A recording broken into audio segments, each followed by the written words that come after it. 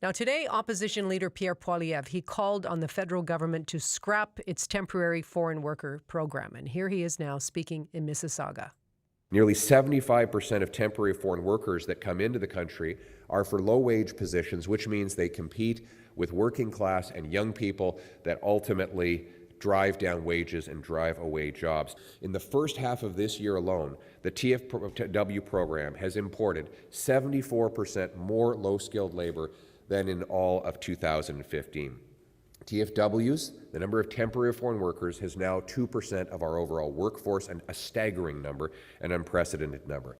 So that was Pierre Poilievre, and he went on to say that he wants a separate standalone program for legitimately difficult to fill agricultural labor. Now, in just a few minutes, we're going to speak to someone from a BC Iron Workers Union. But here with me in studio right now is Raul Gatica, Board of Directors Assistant for Dignidad Migrante Society. They're a BC-based advocacy group run by temporary foreign workers. Raul, thank you very much for being here. Thank you, Gloria. It's an honor to meet you. Well, how do you respond to what we heard from Pierre Poilievre, his claim that temporary foreign workers are competing with working class and young Canadians? Well, I am concerned because this narrative only creates hate against the migrant workers, because he's trying to make a confrontation with the working class in Canada when we are not fighting. We are also working class.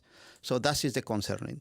The other thing is look like for Mr. Poilievre, we become from heroes to invisibles and disposables, and now they wanted to make us non-existent. So that is concerning for us. Okay. Well, what do you think of the Conservative plan to create a new program specifically for agricultural workers? Well, I would like to hear from the Conservative what is the proposal, because just talking about general things, saying nothing. What will be the wages? What will be the kind of work permit that we will have? It will be an open work permit. What will be the chances, the real chances that we will have for permanent residents? How will be the enforcement action to provide a safe and healthy environment and respect the human rights, the labor standard? We need to hear in concrete what they are doing. Otherwise, he's using just the temporary foreign worker programs as pretext to fight against the liberals.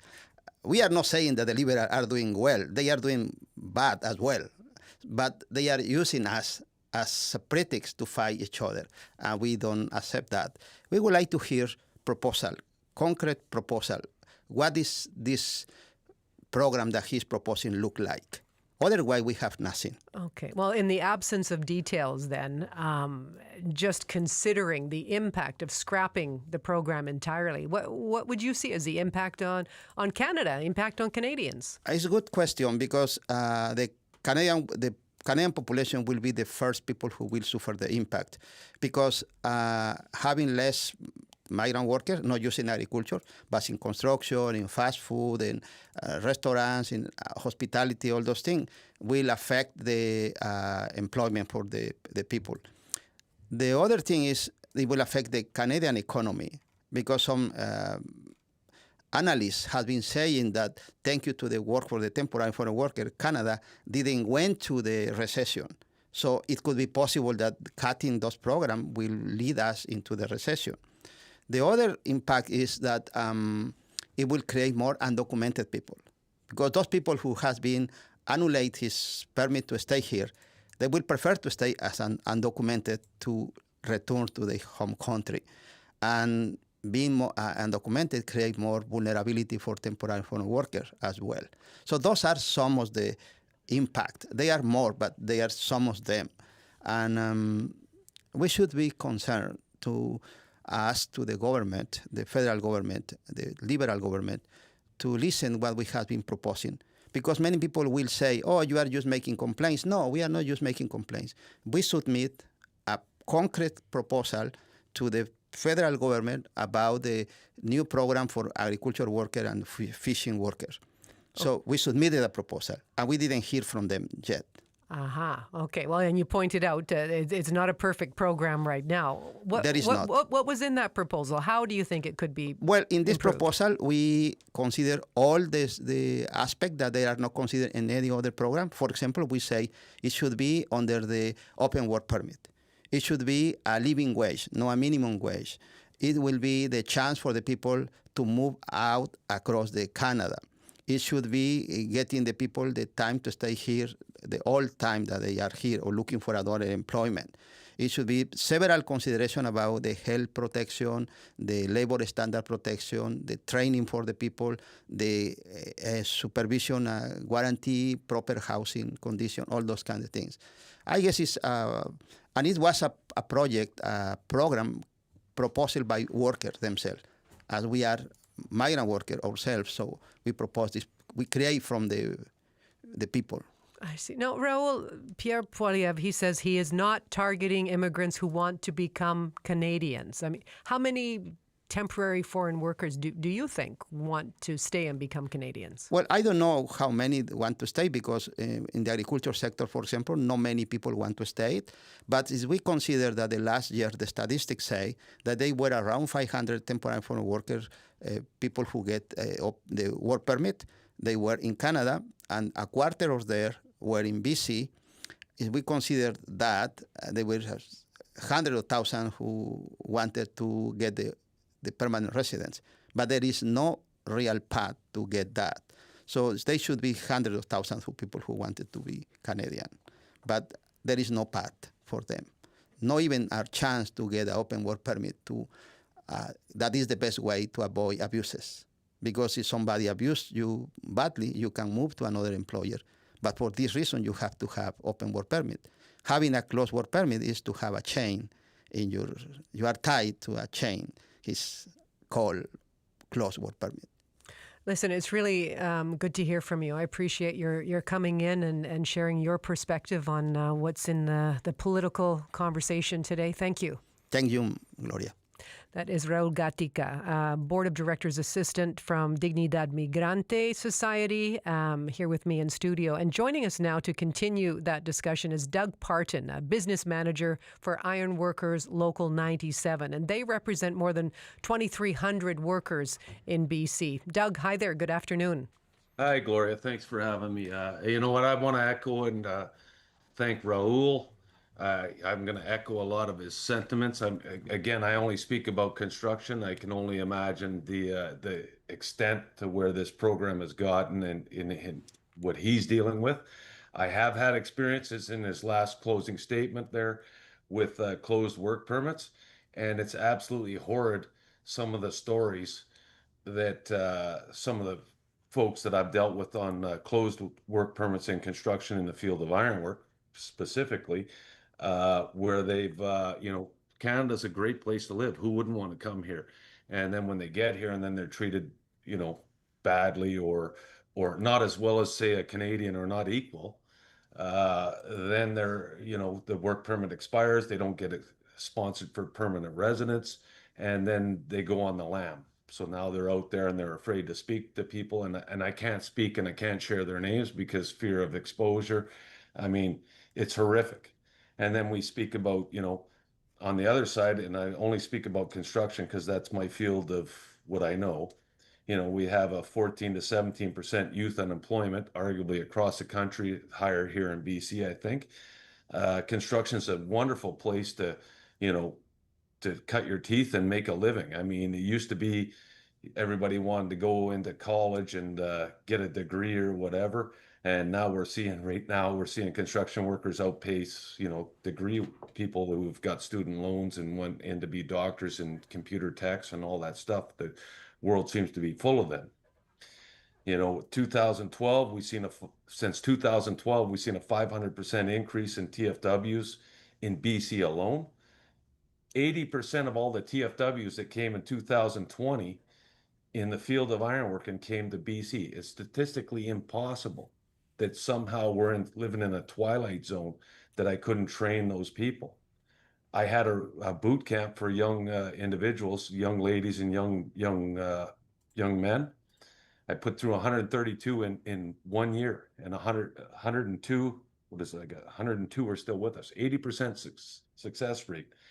I have contractors out there that I'm bidding against right now. My contractors are who support apprenticeships, bidding against people that do not, that keep going back to the well and getting TFW after TFW. And the TFW is getting underrepresented as well. If you're good enough to work in Canada, you ought not you be paid like a Canadian. You ought to be able to afford food, lodging, and the like, and the Canadian dream.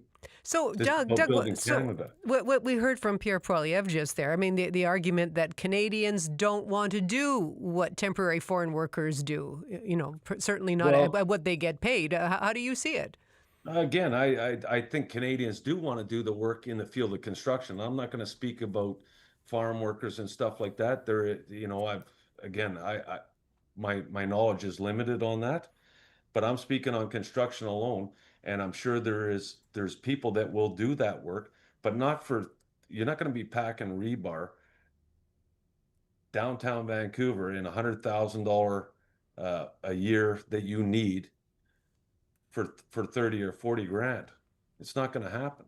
And this is about wage suppression. That's the way I see it. And I've seen it. I've been fighting this fight for 15 years. It seems to be Ottawa's dirty little secret. Every time I've been out there, the Conservatives know about it. The Liberals know about it. The NDP knows about it, but nobody wants to speak up and say what's right, not only for the TFW, because they're getting exploited, but also the Canadian worker. So what do you think overall then when you hear from Pierre Poilievre that we should scrap the temporary foreign workers program entirely? Well, first off, I think, again, it's selfish of me to think right off the bat. I've been speaking about this for 15 years and about how, some of my competitors will take that competitive advantage to have, 30 to 40% of their workforce as TFWs and underpay them. I think about the TFW, I think about the Canadians and the lost promises for everybody that's included. I think it's good that it's in the news. Is this the real solution? I don't know. I leave that up to people that are probably smarter than me, but it's just based on my experience. This is what's been happening out there. You've had TFWs that have been not represented, closed work permits. I mean, as Raul said, I mean, it's horrific. The daily people that come through my office that are TFWs that have nowhere to go, that they didn't get sponsored from PMP, they were promised this and promised that, led down the golden road, and then only to end up out of a job. And then now they have nowhere to go. They're on the lam. They're working illegally here, which is, again, probably being re-exploited more so than the TFW program. And then you have this contractor that can go back to the TFW thing and underbid people and never support an apprenticeship program. Let me make that clear. Never supported an apprenticeship program to make sure that he had the workforce for Canadians, but went back to the tune of over 1,000 in the last 10 years. Over 1,000 people he's come in here and exploited. And very few have had that golden ticket, that Willy Wonka ticket, to say, we're going to support you for PR. Right. And then they come to my doorstep, and I'm faced with a choice. I deal with them at the door, or I put my resources, the union's resources, into training Canadians. It's a double-edged sword. Okay, well, you're again dealing with the construction industry. We heard from an economic assistant professor at University of Victoria, Justin Wiltshire. He said that restricting companies' ability to bring in temporary foreign workers, that would drive up the cost of housing construction. How do you see it? Well, I suspect he should talk to Mr. Gomez at the University of Toronto, who I hired, who I could not lead him in any way to give me a report, and he found it exactly the same way as I did. His CV is 31 pages long, and the Liberals have that document, the Conservatives have that document, and it is undercutting Canadian wages. And quite frankly, I will tell you that I am inundated with TFWs, people that are running out of work permits, some open, some closed, some on PR, that now are free of the encumbrance of that program to come to the union to say, I want a better life. And I've taken them out in the back and had them assessed, and they don't even know how to put the belt together. And this is how they've been exploited. And I'm not being anti-TFW here. I am telling you that this was never about skilled worker program. If it was about skilled worker program, there would have been an argument to say that we should pay them more. Pay them more. And then we would truly be building a nation. And we'd be passing on knowledge from other countries and stuff and skills. Quite the opposite has happened here. And it's been at the detriment, more so than the TFW, but also the Canadian worker. Listen, this is just the start of what I imagine is going to be a much longer conversation, Doug, but we really appreciate your time. I'm glad that you and Raul were able to join us today. Yeah. Well, I would close with this. I mean, they're about 40 to 45% lower wages than what a Canadian's being paid, open shop or not. And I mean, say what you will, you're either union or you're non-union, but at the end of the day, wages, everybody's struggling in today's economy, and we don't know what tomorrow brings, right? With our good friend from the South. No, I'm glad you were able to throw that in. That's an important detail for sure. Thank you. Thank you. I appreciate it. Thank you, Gloria. That's Doug Parton, the business manager for Iron Workers Local 97. They represent more than 2,300 workers in BC. We're talking about the fact that opposition leader Pierre Poilievre has called on the federal government to scrap its temporary foreign worker program.